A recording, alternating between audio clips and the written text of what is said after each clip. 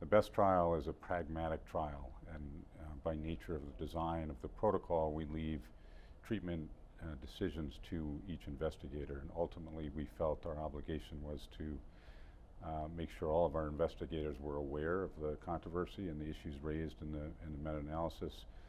But ultimately we felt it was most appropriate for us to allow the investigators to continue to use the drug-eluting technologies as they saw fit.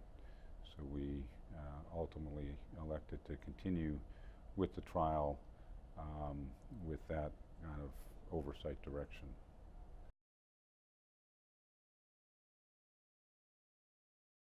We are 2/3 through the trial. We have randomized 2,290 patients between using drug-eluting technology and not using drug-eluting technology, both on CLI patients and on intermittent claudication patients.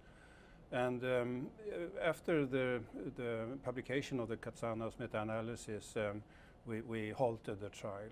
And we think the meta-analysis must be taken quite seriously, and we are still struggling to make a decision on what to do next.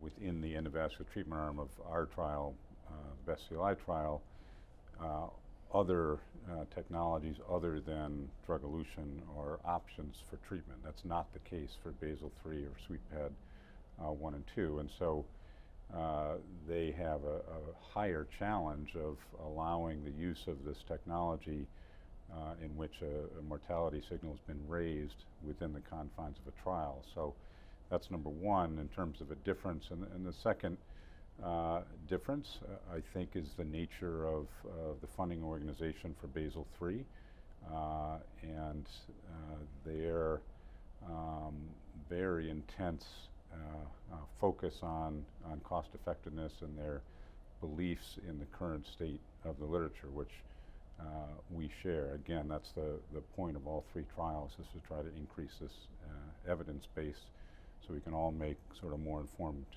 decisions. We have halted the trial, and we are busy trying to make up our mind on how to proceed with our trial at this moment.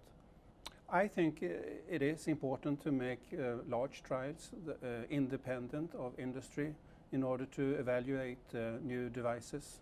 I think that's my main, what I would like to say today, and that's what we're trying to do.